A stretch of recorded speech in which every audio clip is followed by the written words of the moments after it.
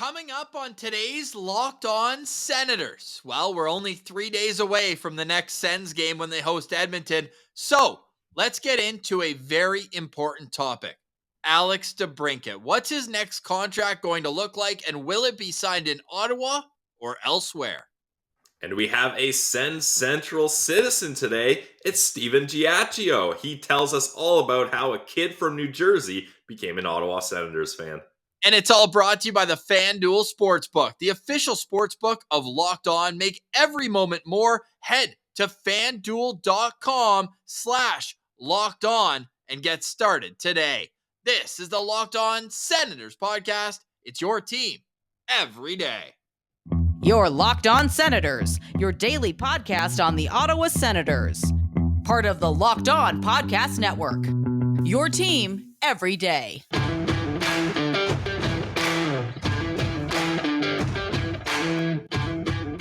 I'm Jake Sanderson, and you're listening to Locked On Senators podcast.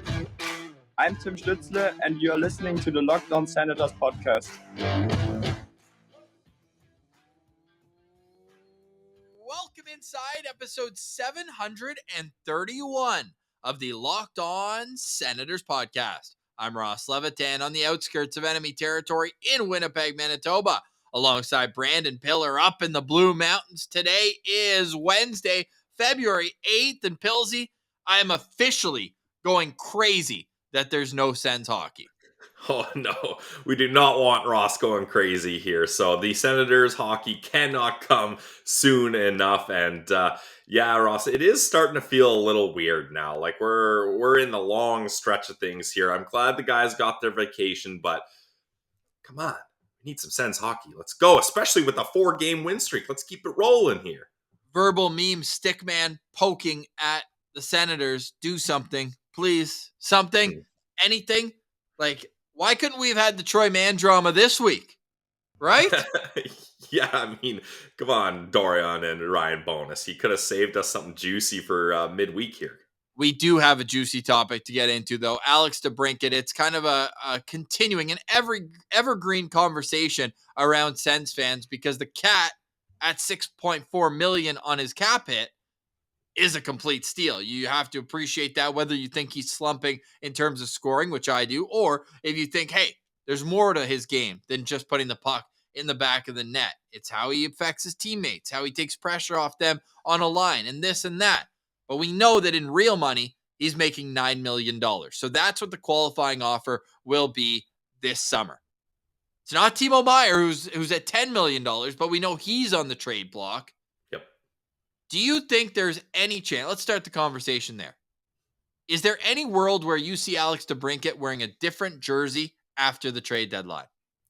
No chance. Like, it would just be such a terrible, terrible move to trade Alex DeBrincat. Like, it's widely considered that the Sens got him for a steal of a deal. Now, maybe those same people are saying, well, this isn't the Alex DeBrincat that the Ottawa Senators thought they were getting, as he's only projected to get 28 goals this season. I mean, only. That's still a pretty damn good number of goals. Still a little bit low for a guy like Alex DeBrincat, but you mentioned it. He's doing so much better in other areas of his game. He's at the perfect age to kind of fit in with this group and help them take that next step. And I want to see Alex DeBrincat as an Ottawa Senator for longer. And the thing is, if you trade him, you're probably only getting a rental deal in return unless teams already talk to him and get a contract sorted out. But I'm not even going to go down that route. I think it would be an absolute massive mistake to trade Alex DeBrincat this trade deadline. Yeah, I appreciate you going there, and it's easy to get caught up in the fact that the Senators do need another defenseman, and hey, you got to give to get. And I get where people are putting the thread together or saying that you can't have that many core guys making over $8 million. Over $7.95 million, like Josh Norris is scheduled to make over the next 7 years. But what I think we need to keep in mind with Alex DeBrincat is that his age fits in so perfectly. Yeah. Just turned 25 years old. You mentioned it. It's a down year for him in goal scoring, and he's still on pace to almost hit 30. I say he gets to 30 this year. He's going to hit 30. Yeah. I think he'll be right around 32, 35 would be a great bounce back, considering the puck simply would not go in the net for him to start the year. He mentioned it himself, like, he's getting chances, and at that point, you can't really worry. You can only continue to grind away, because once you get in your head, then all of a sudden you get down a really dark path. So I think that he seems to have found a real good fit right now with Ridley Gregg and Claude Giroux. I didn't love how quickly they moved Tim Stützle off his line in training camp. It felt like we talked all summer how they finally had two wingers, the perfect wingers for Tim Stützle, and then all of a sudden it was taken away. He spent a lot of the year with Shane Pinto as well, but I think it's imperative that they lock him up. You get rid of Alex DeBrincat, all of a sudden you're looking for the next Alex DeBrincat. So that brings us to what the deal is. And I know you've talked about a potential bridge deal. But if you're Alex DeBrincat and you're seeing so many players around the league, all different ages, Bo Horvat's 27, just signed an 8-year contract. Dylan Cousins is 22 and just signed an 8-year contract or 7-year contract. Now, why would he sign a bridge deal, I guess is my question to you. Well, Bo Horvat wanted to sign a long-term deal because he wants to stay somewhere for a while. He wanted to sign a long-term deal with Vancouver. They just decided, hey, I know we have a captain here, but we're going to give this money to JT Miller instead. We're going to give this money to Ilya Mikheyev. We're going to have money for Oliver Ekman-Larsson, but we're not going to have money for Bo Horvat. So Bo Horvat wanted a long-term deal, and he's a little older, Ross. He's 27, so he would have been a UFA here. So he wanted to sign his big-ticket deal. And then as far as Dylan Cousin goes, I mean, you're coming off your entry-level deal, and you're having a good season, you're going to try to cash in as much as you want, and the Sabres want to lock him up. Whereas Alex DeBrincat, he's already had a pretty decent deal. What was this last one? Was it a 3-year term? His most recent contract is like the one he's on now. So this, to me, was his bridge deal, right? He comes off his entry level, and he signs a 3-year bridge deal where it goes from 5.1 to 5.1 to $9 million in real money, where he's sitting at right now. So it was a 3-year, $19.2 million contract. So the thing is, though, is he has one more RFA year, which Sens fans know was crucial in acquiring him. I don't think the Sens acquire him if he heads into UFA this year. I think that's a whole different animal there. But I think DeBrincat makes most sense for a bridge deal because he's going to want to go into UFA with the ability to get one more massive contract. So let's say he signs a 3 or 4 year deal that takes him to 28, 29.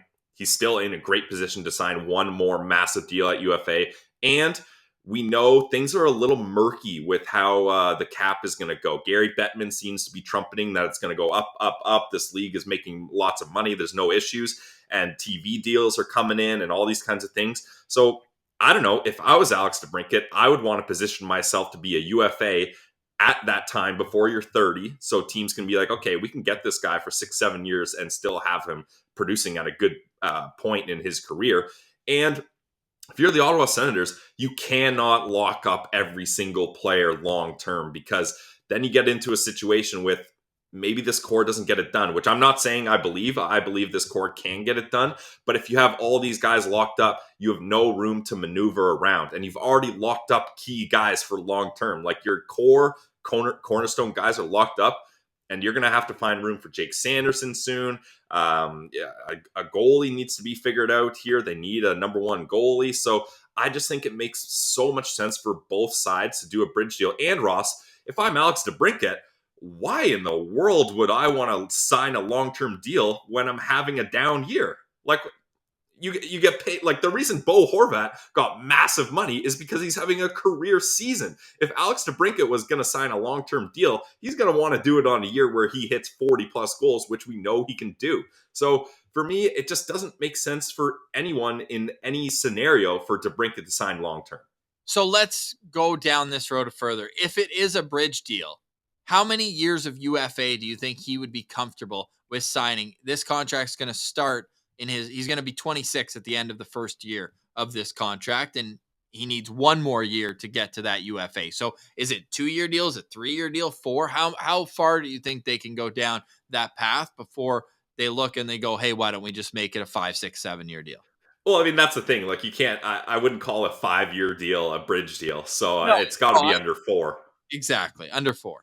Yeah, I think you're looking at 3 or 4 years here because I think you want to have that flexibility when Claude Giroux's contract is up. You want to kind of see where he's going to be at. I know we talked about this in a previous episode, Ross, but I think after Claude Giroux's deal, he's going to do 1-year re-ups until he retires. I think that's probably the play for Claude Giroux. Hopefully it's in Ottawa, keep continuing to re-up, but I don't know. It's tough to really say what the best is. I think I want to keep Alex DeBrincat as long as possible. I want that to be made clear as a fan. Absolutely. So I think a 4-year deal, and maybe you're looking at somewhere 8.5, 9 million for 4 years. Something like that seems to make sense for me. Well, if it's a 7 or 8-year contract, I don't know if I'm very comfortable going higher than 9-1.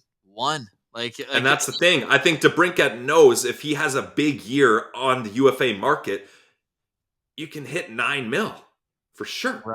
Right. And he has that fallback where if he doesn't want to negotiate, he can just take his qualifying offer, make 9 million next year, and then do what he wants. I think that's a big L. If they get to that point and arbitration, or he takes the qualifying offer, that's not good for the Ottawa Senators. Yeah. Then you have to trade him this summer.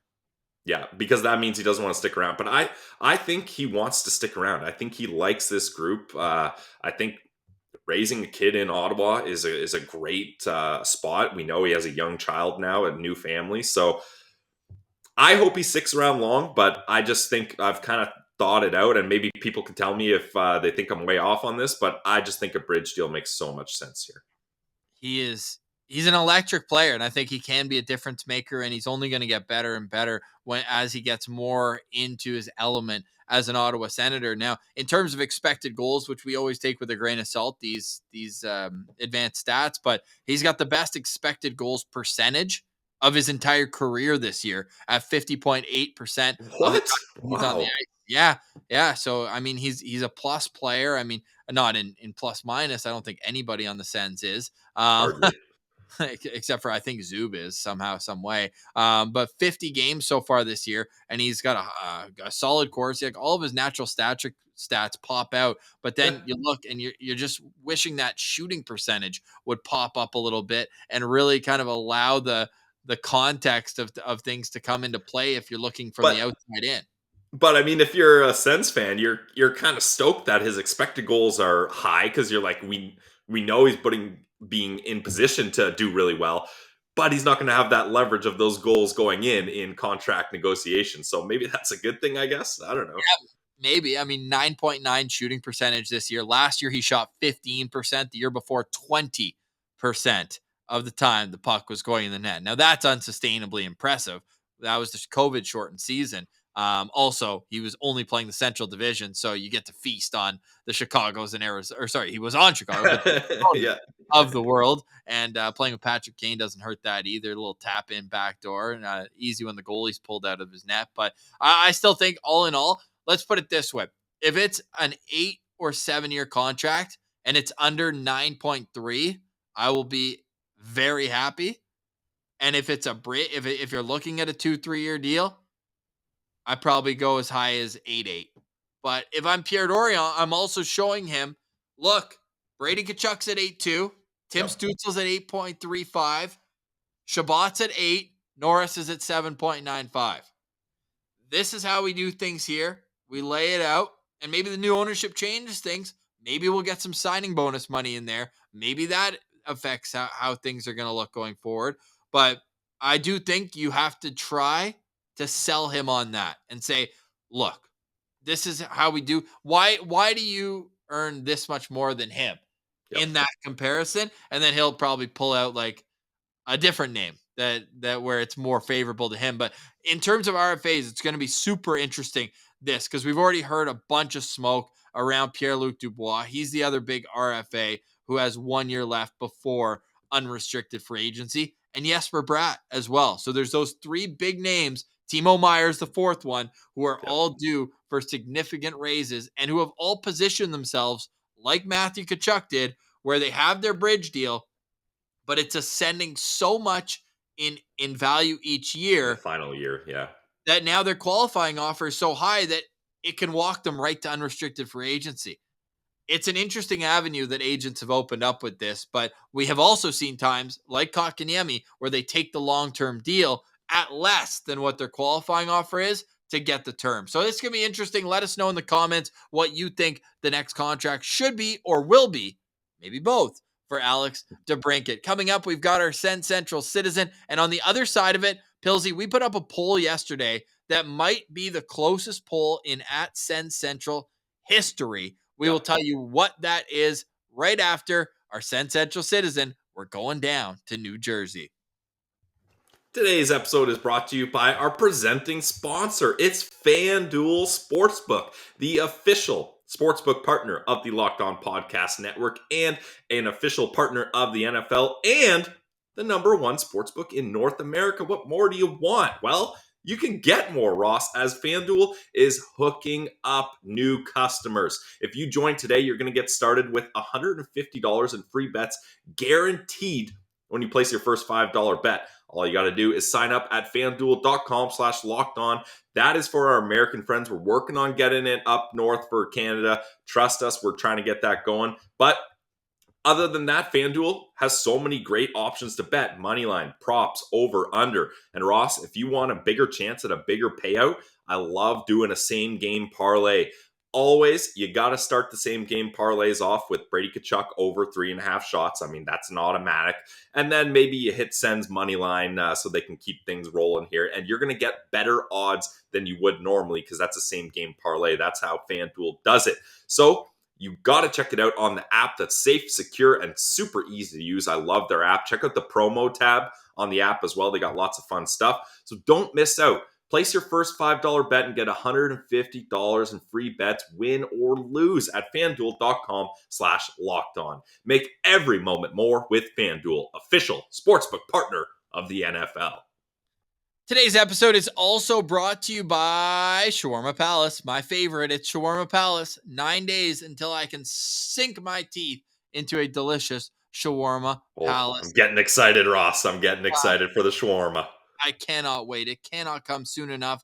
I know we're going to Rito and Augusta, my favorite part of the city. I love me some OG shawarma there. Just the moment I walk in, the smell of the garlic sauce, it's all amazing. But you're never too far away from a Shawarma Palace. You can dine at any of their 9, soon to be 10 locations in Ottawa. They're coming to the Saint Laurent Shopping Center. You can find them near Baseball Town on Bank Street by Gladstone. You are never too far away from a Shawarma Palace. If you are too lazy to get there, though, you can always make sure to find them on Uber Eats. They can bring you fresh, local ingredients that is literally more economical in terms of portion and taste than the grocery store. Oh, and you don't have to actually cook anything, too. They bring it all to you. Make sure you get the extra garlic sauce. If you don't, you're just leaving more for me. So I guess I'll take that. But I do recommend it, whether you're getting the platter or the sandwich. You really can't go wrong. Like, it is. I had somebody at work the other day say, yeah, I went to Ottawa. Oh, how was it? Man, you got shawarma shops everywhere. I said, did you have any? He goes, yeah, everyone told me to go to this place called Shawarma Palace. It was unbelievable. And I was like, well, you must have listened to Locked On Senators. When you go to Shawarma Palace, make sure you tell them that Locked On Senators sent you. We can't wait to share our love with Shawarma Palace with you. Go try it today. Sens game days taste better at Shawarma Palace. And guess what? If you're eating your feelings because the Sens don't play for 11 days, well, guess what? Do it at Shawarma Palace. You will be satisfied. Eat like a king at Shawarma Palace. All right, now let's get to this week's SensCentral Citizen. All right, we now welcome this week's SensCentral Citizen. We're heading to New Jersey, but no, it's not for me dealing with Devils fans once again. We are welcoming on this week's SensCentral Citizen. It's Stephen Giaccio. Welcome to the show, Stephen. What's going on, brother? Not so much. What's going on, guys? Not much, man. This feels like a long time coming. We've been going back and forth on Twitter for what feels like years, and we just saw you got back from the nation's capital. We're going to get into that, but first, I mean, you mentioned you've never lived in Canada. What's the story behind you becoming a Sens fan? Yeah. So basically growing up here in New Jersey, it's like you basically just follow like baseball and football. And so hockey really wasn't that big of a thing. And so, especially me though, like growing up Italian, it's basically all of that. It's either like baseball or it's football. So I didn't really align with the team too closely. but I would just identify as like a Devils fan. So then it wasn't until NHL 2K7 when like Nice. the Sens were like a wagon, and like I didn't even like know it.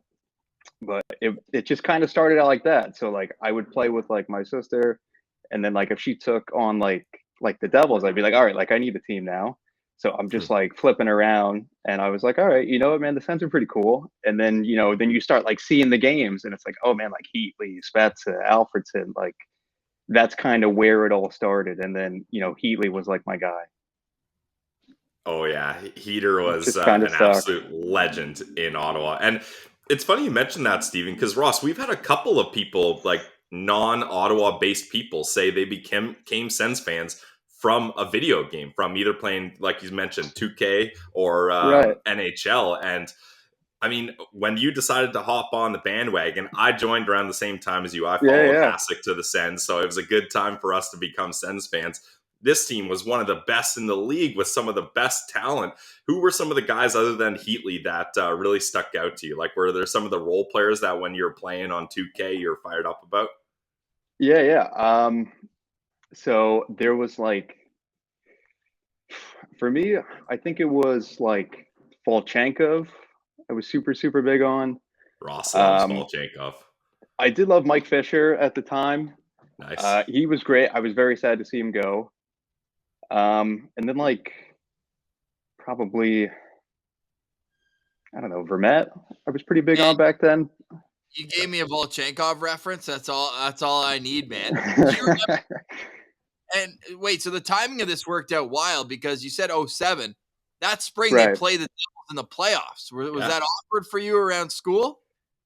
I think it was kind of like a little bit gray. So like I started like watching them, but I didn't really get too involved in it. So it really wasn't until like the finals came around. So and then just ironically though, that year, that's when they make it to the finals. So it's like, all right, this is kind of like a good team. So maybe I just stick around. Like a rookie making the cup final in the first year. They're like, oh, it's all good. I'll be back. Yeah, no, not that easy. So when did the flip switch? The switch flip. Nice. For you, where you're like, okay, I'm invested in this. I'm following them on social media. I'm going like, I'm checking the scores every night. Like, when did that switch occur? Probably super big. I would say around 2009, 2010. So like once Heatley left, I was like, all right, do I stay or do I go? And it was kind of like, all right, well, you know what though? Like I didn't start following them just because of Heatley, but he was like my guy. So I was like, all right, like I still got Spezza and I still got Alfie. And then though, like as the years would go on, I was like, all right, they're like Spezza's my guy. And I would say probably still to this day, he's my favorite. I think it's Spezza. Oh, yeah. Spezza was an absolute legend. Did you like when they named him captain, or did you feel that was kind of out of place? I feel like that's a forgotten piece in Sens history, that Spezza was captain for one season. Yeah, it was strange, but I mean, it was the right choice, I thought. I mean, like it could have been somebody younger, like it probably could have been Carlson then. But I mean, I don't know. So like who else would it have been then, do you guys think? Well, I think it would. You're looking at Carl got it the next year, so I think he don't Norris Trophy. He was still young. I think he was 20. He won his first Norris at 21, and that was 2012. So yeah, he's probably 23 years old. So I could see in our locker room that still had the Phillips, the Neils, the Spetzes, that they'd be like, even when Carl got named captain, there's that photo of Neil and Phillips kind of looking. Yeah. He really wanted it, Phillips, too. Yeah, true. So I guess theirs would have been your other option. But at that point, I mean, I love prime Chris Phillips, but the last couple of years of his career, he wasn't exactly doing much more than pointing down the rush, being like, no, you take the guy with the puck. I'll take the middle of the ice. Call it a day. Yeah. But no, I could see that. I think Spezza obviously has a spot in Sens history. Are you of the mind that he's a Ring of Honor guy? Are you retire 19, just strip it right off of Batherson? Where are you at with how do you honor Spezza? Or my idea, just put a huge slice of pizza banner up in the stand, up in the Ring of Honor, and just give it for the whole line. That's a good one, yeah.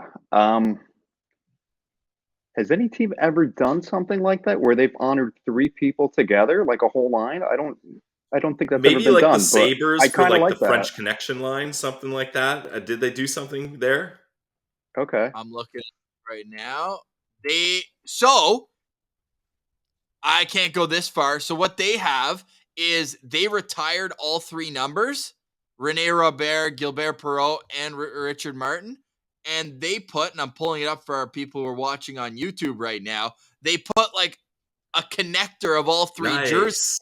retired and just have the line. But I'm not of the mind that 15 or 19 need to be up in the rafters, but it is an example of a team doing something for an entire line. Nice Yeah. call, Pill. I think it's Yeah, I thanks. think it's more of like a Ring of Honor thing here for a guy like Yep. Spezza. And then also Heatley too if you wanted, but I would say probably Spezza for sure in the Ring of Honor. And then I would go as far as to retire Andy's number. Andy, I feel like your next yeah. draft is Okay. 41. Yeah, but you know what though? I didn't like that they went the route of retiring Neil's number. Although that like I don't want to see somebody else wear that number again. But it's like I don't know, to go from a guy like Phillips and then you have a guy like Nealer then as a retired number, I feel like it kind of tarnishes that in a little bit where it's like, all right, these are guys that were very big on the Sens, but it's now like, what do we really go and kind of count as somebody worthy of retiring a number for? Well, the one thread that holds them all together is they all played 1,000 games for the Sens. So maybe that's what Yeah, they. I was of the mind that it should have only been Alfie. I think hanging 3 yeah, numbers on a team that never won the cup is a little much. But I think that once you retired Phillips, I get retiring Neil. To me, they're pretty much synonymous as like role players who did their right. job particularly well over a wildly extended period of time. But I can see that opinion. I'm not going to fight back on it, Pillsy. Where are you at with that? No, I think that was fair. Like when Chris Phillips' number was retired, I think there was a lot of people that were like, you go from Alfie and of course Frank Finnegan. Can't forget Frank Finnegan. You go from a guy like Daniel Offerson to Chris Phillips. It did seem like Chris Phillips could have been a Ring of Honor guy, but Ross, I'm with you. Once Phillips was retired, Chris Neal's right there. They both only ever played for the Sens, over 1,000 games. And I think the biggest part of this that sometimes gets overlooked is the Senators wanted to really kind of hit home the fact that these players came back to the organization. Phillips and Neal are working with the team now. So it's kind of like a welcome back, we want to honor you kind of thing. So that's where, Steven, I get a little sour when Jason Spezza went to the Leafs. I was fine with him playing for the Leafs, but now that he's working in the front office, I always thought he was going to be an assistant GM in Ottawa. That leaves a bad taste in my mouth. Not that I want to tarnish his Sens Right. legacy, because he was an absolute stud with the Sens, but I don't like that. Yeah, I mean, like, it bothers me too, but I think just seeing him at the ceremony, though, for Alfie, I was like, all right, you know what, though? Like, he's there, he's happy, and, like, Yeah, in my heart, he aligns as a Senator. He knows it too. true. And I mean, he's from Mississauga, right? So you kind of be like, you know what? He went home. He's got the family there. You understand it to an extent, but doesn't make it any easier seeing him with a pen and paper being like, I'm going to draft the next Stanley Cup winning Toronto Maple Leafs. Like that. Yeah. That's not great. Now, speaking of Ottawa, or your home away from home, as I saw you call it on Instagram, and everybody should Yep. be following Steven on Twitter as well, by the way. And we saw through that at Stevie Cap. Is that just a little play? Are you a big cappuccino guy?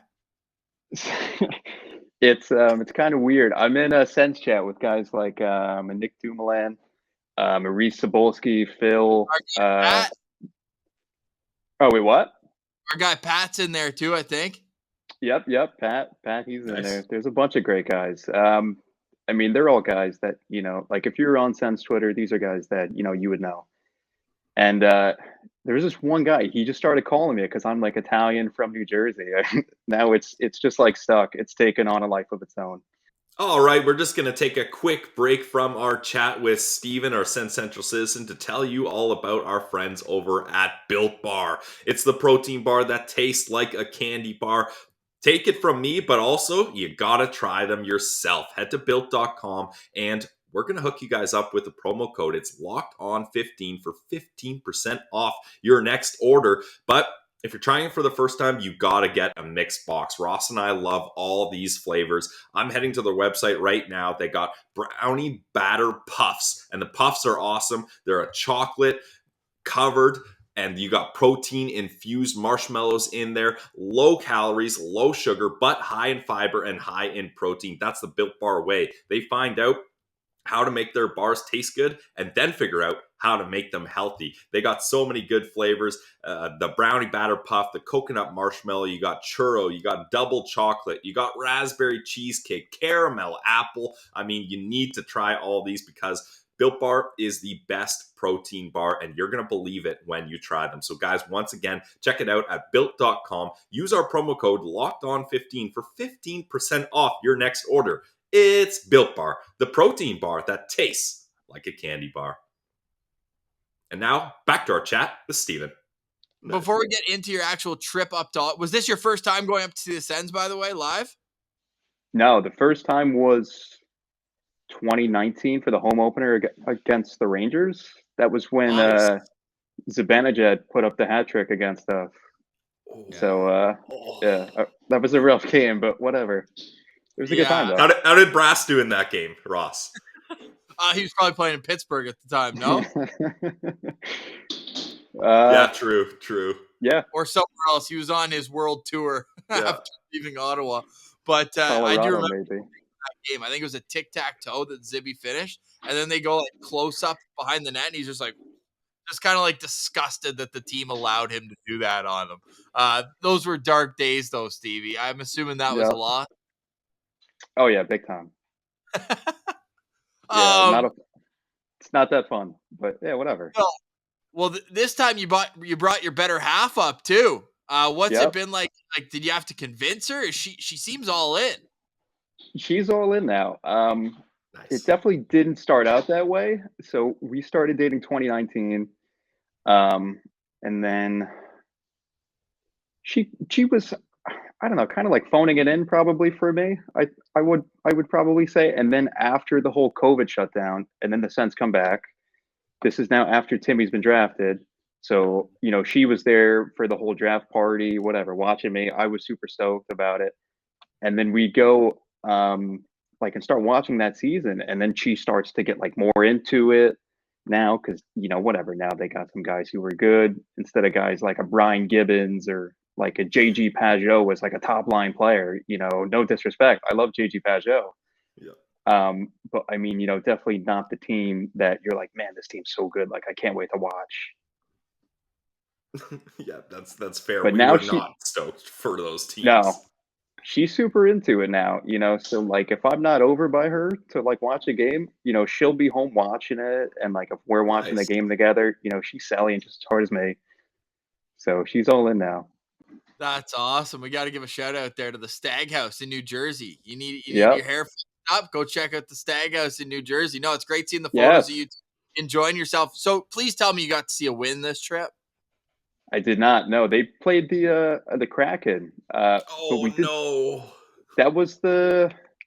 Hope you had the over. No, oh my god, I didn't bet, but I should have, right? That was who got the Hattie? Timmy or Brady? I think it was. I want to say Timmy. It was Timmy. I've deleted that game from my memory. Yeah, Tim Scoot hat trick. Yeah. Well, when Brady did get one. When the goal that makes it a hat trick makes the score 7-4, it takes a little bit out. I remember that now. I was saying in the postcast, that's the least excited hat trick celebration I've ever seen. Like Timmy was not stoked about that one. It was a wild game.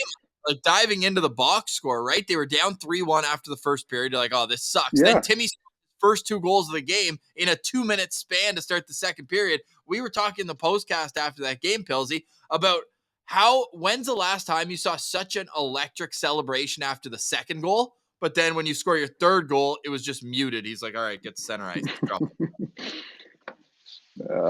It was bad. Yeah. But it was tied up. I want to say around, pretty close to a sellout, I think. Nice. Which I thought was kind of strange against the Kraken, but yeah. You know what it is? Those early January games, you get all the Christmas presents, right? Everyone's Yeah, getting true. True. Christmas or that sort of thing. But that's great to see the barn packed. It's a cool atmosphere, eh? Even though it's far out in the middle of nowhere. When that place gets full, there's nothing like it. Oh yeah, it was a great time. I enjoyed it a ton. And that was her first time. I mean, so like whenever we like want to watch a game, it's typically that we'll go and see them play against like the Devils, and one of her clients actually works for the team, so he actually gave us pretty good seats for the game when they were in town. And Shane Pinto put up the 2 goals, and like his Yeah, buddies the were Pinto there. game. Yep. They were like maybe about 10 rows ahead of us, and they were just like chirping back and forth with these like people literally like right over our shoulders, and that's why the guy's like giving the finger to him. It was getting pretty nasty. I was getting kind of nervous that game. That's awesome, man. Oh, that's Yeah, great. yeah. Score and the Selly was like right in that corner too, if I'm not Oh, mistaken. oh yeah, right by his buddies. That's so sick. Oh man, they Oh. were something else. So have you seen the Sens win then? Because I think they lost that game in overtime as well. Right. So I've definitely seen them win here in New Jersey, but I've only seen the Sens up in Ottawa twice now. I went for the home opener and then for this one. Maybe another one this year. I don't know. We actually were thinking about going to the trip coming up. What is it, next week? The Chris Neal game? Yeah, at the Glebe, because her birthday is on the 16th. So we were thinking about that, but just like with work, it didn't work out. Ah, damn. Hey, they're in Long Island on been good. Valentine's Day. I'm sure she'd love a little Valentine's Day dinner at UBS Arena. Yeah, why not, right? Oh, That's great. awesome. So are you following the team mostly through Twitter? Like, is that how you stay connected with what's going on every day? Well, I mean, like I'm watching all the games for sure. You know, my family is, like my family's all aware that like if there's a game on, like I'm gonna be home or I need to be somewhere near a TV, and the Sens like have to be on, or they're on like my phone out at a restaurant. But yeah, I mean, like I'm following, guys like Ian, for all of my news and just like whatever. Like if there's a trade, like I'm always finding out before, like on Twitter. I'm very, very like in tune when it comes to that. So I really don't seem to miss a beat. That's awesome, man. I love when people who are from outside the city just get so locked in, and we need to get a winner for guys like Steven out here so that we can have even better boots on the ground on the road. Steven, let's get into the team right now. 4 games into the break. They're going to come out with a ton of games in hand. How is the best way to take advantage of them? What would you like to see improved from what was going on before the break until what you're hoping to see afterwards? Sure. I mean, I would say just get the steady goaltending down. So, I mean, if Forsey can stay locked in like he's been, that's going to be super, super crucial. And then it's a matter of just running all 4 lines super evenly. And, like when you are out there, your lines need to count. You can't just kind of have like a half-ass amount of D. You need to, kind of play very structured and on top of that. And I just don't like when the team doesn't play with the pace.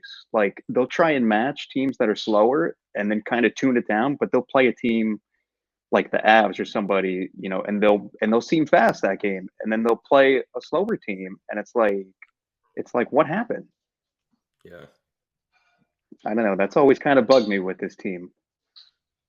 Yeah, that's fair. Now, upcoming is the trade deadline here, Steven, and I don't know. Your guess is as good as mine, but what direction do you see the Sens going here? Because they're in such a weird spot in the standings that full tank doesn't really make sense, but rentals also don't make sense. What's something you'd like to see the Sens do at the deadline?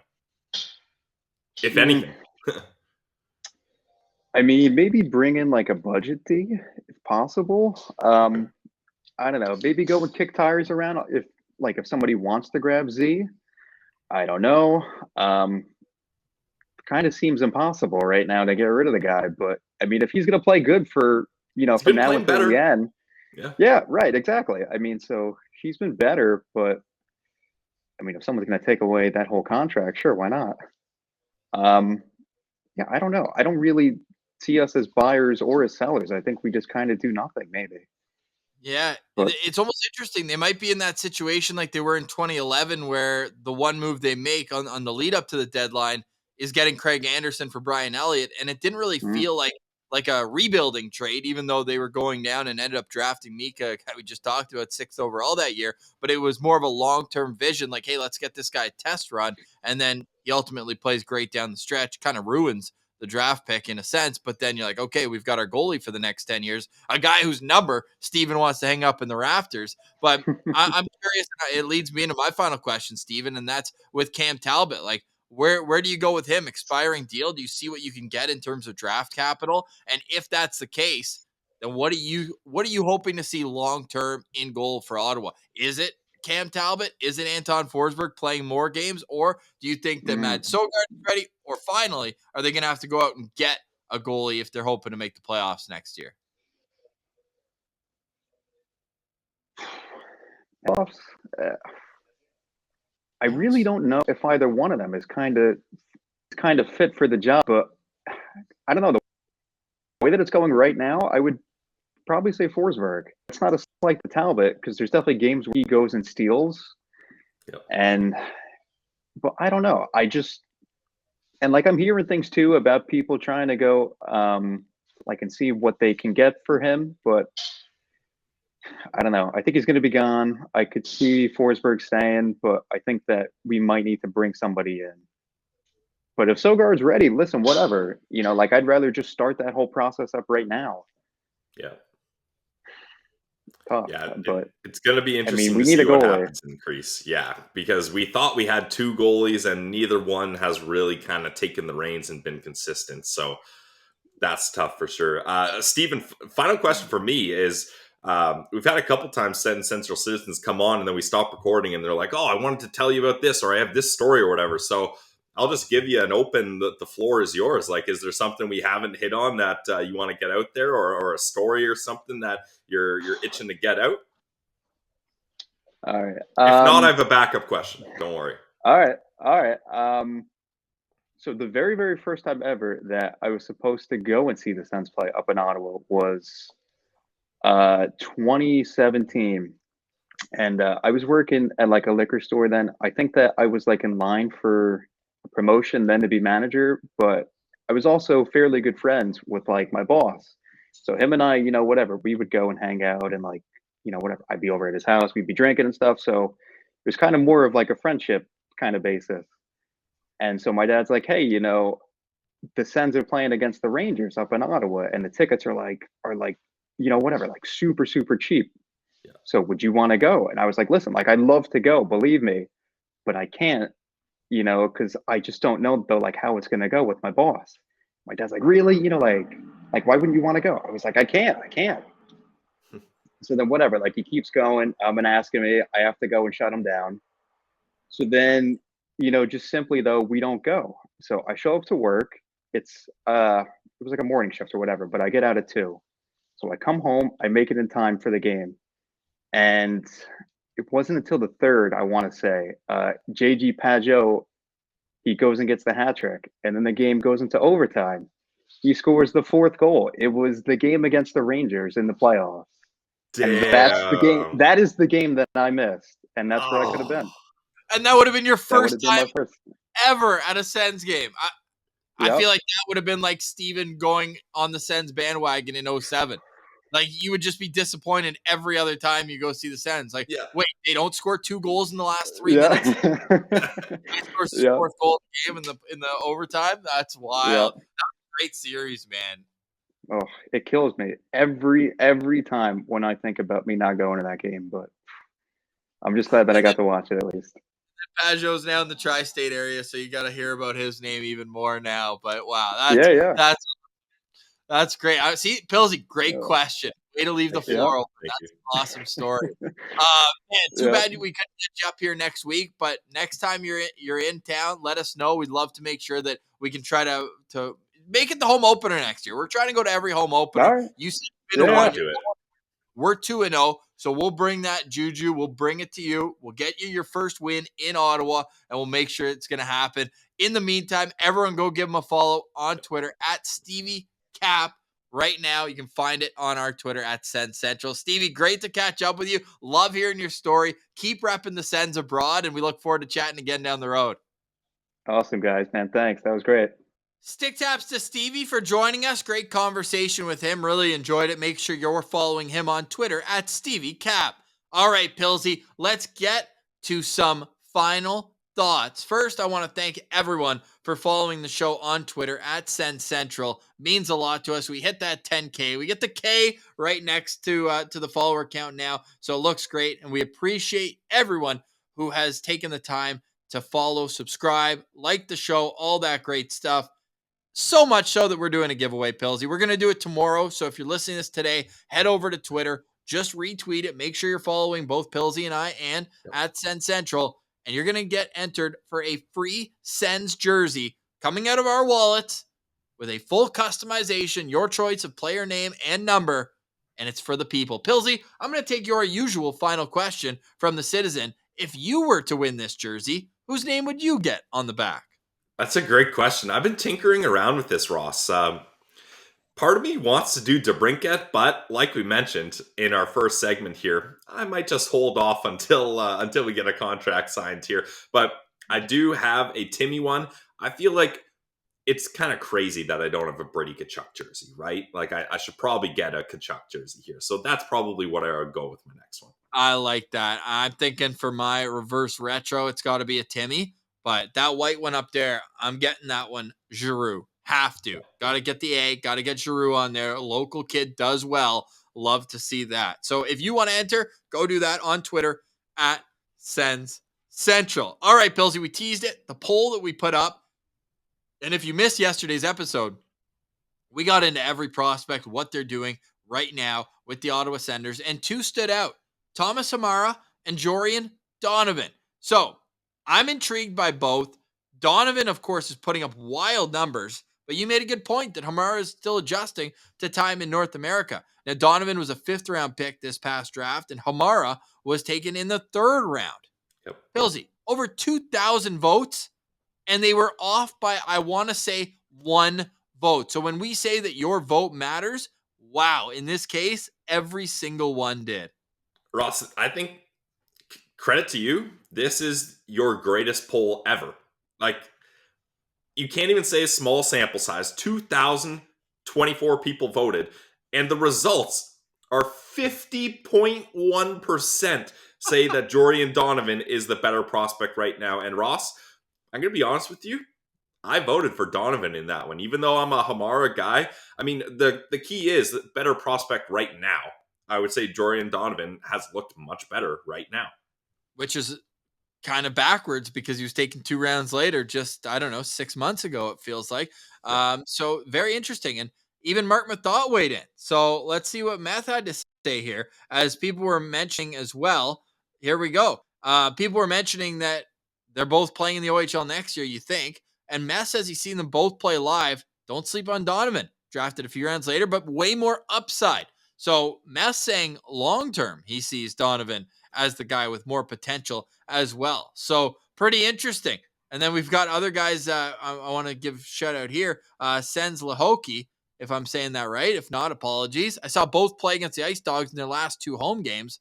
Sadly, neither stood out for him. So, hey, these are 2 mid-round picks. They're not going to blow the world or set the world on fire. Hilarious mistake, by the way. Eh? What did I say to Steven in SensCentral Citizen? Oh my God. Remember, I flipped 2 words. It was so bad. No, you said it right. Flip the switch is correct, not switch the flip. It's flip the switch. I'm pretty sure I started by saying switch the flip. No, you had it right. And then that's one that always gets you. There's a lot that I'm usually the guy messing those up, but because there's a light switch, that's the switch, and you flip it up or down. Interesting. You learn something new every day on Locked On Sens. Billsy, what do we got tomorrow? That's a great question. What do we have tomorrow? How about Stephen Halliday? Oh, the disher. Hey, not only the disher, how about the 3rd star of the week in the Big Ten? How are you? Yeah, Stephen Halliday has been having a really great season so far in Ohio, and I'm stoked to talk to him. And we'll see if he has any kind of words for back when I told him that he wasn't a disher. I think that's the gift that keeps on giving. And Sens Prospects make sure to put a hashtag disher after each update here. I love it. Next time we have our Sens Prospect talk, we will have Henry back on the show. I saw he's down living his best life in Florida with his young family, so we're going to leave him be, let him get some sun, but as long as he keeps throwing out the hashtag disher, we're all good. All right, we'll chat tomorrow, and we will only be a day away from being a day away from the Ottawa Senators' next game at that point when they host the Edmonton Oilers on Saturday afternoon. But for today, we say goodbye. Thank you to Steven for jumping on. Thank you to Brandon Piller. I'm Ross Levitan, and this has been the Locked On Senators podcast, your team every day.